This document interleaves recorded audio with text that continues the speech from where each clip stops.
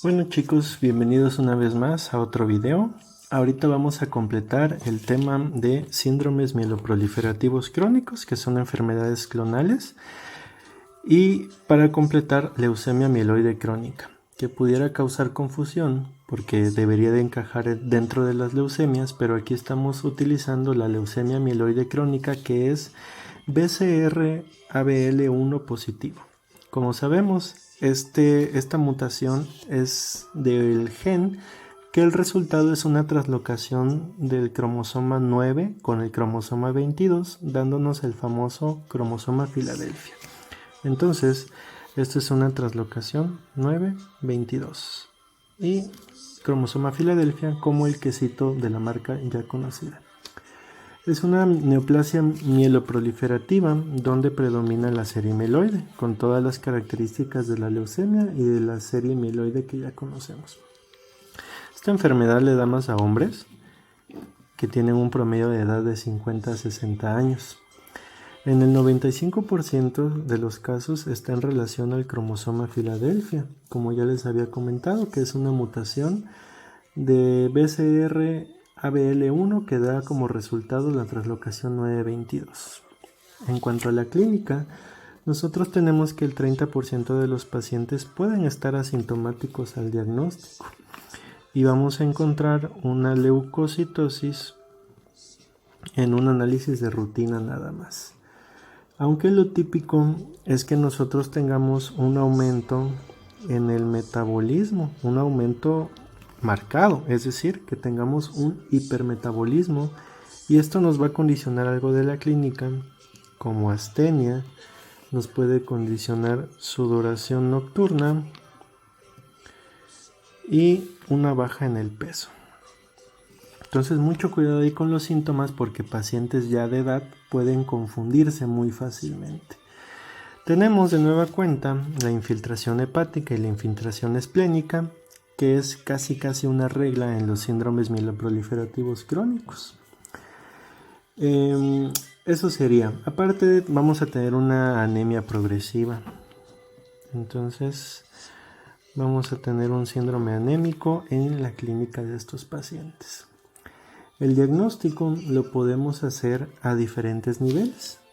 El diagnóstico en sangre periférica, vamos a tener una biometría hemática con aumento en los glóbulos blancos que vamos a tener en todas las etapas de maduración. Esto es importante y tiene que ver con la hematopoiesis para conocer los estadios madurativos. Vamos a tener una anemia de trastornos crónicos, una anemia normocítica normocrómica, más o menos como regla, con los reticulocitos ok, y podemos tener una alteración en las plaquetas. Estas pueden estar o elevadas o pueden estar bajas. Ahí hay varios patrones en las plaquetas. Además, vamos a tener baja de las enzimas de los neutrófilos, pero eso ya son un poquito más específicos los conceptos. En la médula ósea vamos a tener esta médula ósea hipercelular. Esto es característico porque estamos hablando de una leucemia. Y vamos a tener un aumento de la serie mieloide en relación con la eritroide, que debería de estar baja. Además, vamos a tener en la citogenética lo del gen BCR-ABL1 o el resultado que es la translocación 922. Eso es en cuanto al diagnóstico. Posteriormente nos vamos a enfocar en las fases de esta enfermedad. Esta enfermedad puede ser bifásica o trifásica. En esta ocasión vamos a enfocarnos en las tres fases. Lo principal o al inicio es que tengamos una fase crónica. Esta fase crónica es progresiva, es decir, tarda meses, tarda años, donde lo característico es un aumento de la serie blanca y que vamos a tener una desdiferenciación. Y esto nos da los estadios madurativos en la biometría hemática. Entonces es un aumento de la serie blanca con una desdiferenciación o aparición de células inmaduras en sangre periférica. Además vamos a tener anemia, que ya les habíamos comentado, y la hepatoesplenomegalia ya conocida. Posteriormente vamos a tener una fase acelerada, donde hay un aumento importante de la hepatoesplenomegalia que les había mencionado acá. Entonces vamos pudiendo llegar esto a una organomegalia masiva. Además vamos a tener infiltración de otros órganos, puede ser cualquier órgano, hueso, músculo, etc, etc. Y vamos a tener un ligero aumento, ahora sí, de los blastos en médula ósea y en sangre periférica, sin sobrepasar el 20%. Porque si nosotros nos pasamos del 20%, en automático nos metemos a la fase blástica o de transformación en leucemia mieloide aguda, que esto necesita el 20% de blastos en médula ósea o el 15% de blastos en sangre periférica para cumplir este criterio de transformación. La regla es que el 80% de los pacientes tengan esta transformación a leucemia mieloide aguda. Y esto es muy interesante saberlo porque hay que esperar y hay que estar muy atentos cuando estos pacientes entren en esta fase para darle el tratamiento posible. 25% de todos estos casos van a evolucionar a leucemia linfática aguda. Es raro, pero esta es mejor pronóstico. A los pacientes les va mejor si evoluciona a leucemia linfoide aguda que si evoluciona a leucemia mieloide aguda. Para concluir esta parte de la clínica, generalmente vamos a tener que esta transformación siempre es en la médula ósea. Pero si se llegara a dar en otros órganos, vamos a tener el concepto de los famosos cloromas, que es nada más tener en otros órganos sarcomas granulocíticos o cloromas. En cuanto al tratamiento, vamos a tener 3 tipos de tratamientos.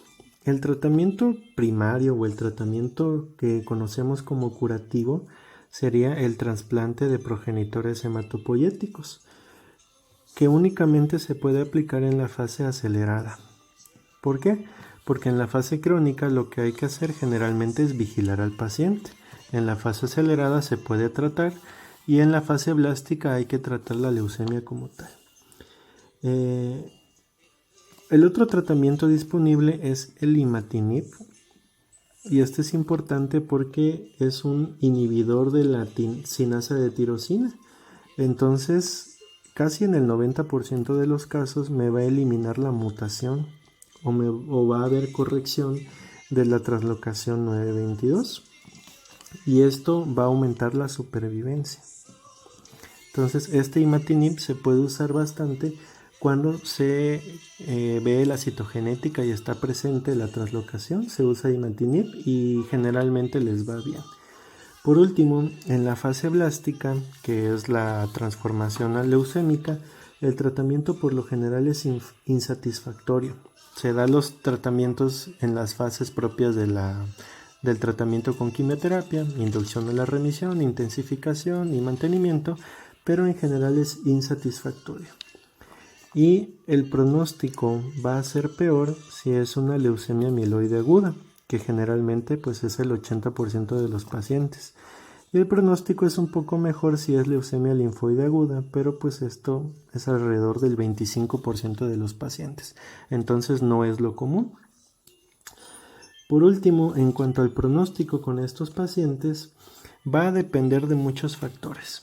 No es lo mismo que nosotros tengamos un paciente anciano a que tengamos un paciente joven.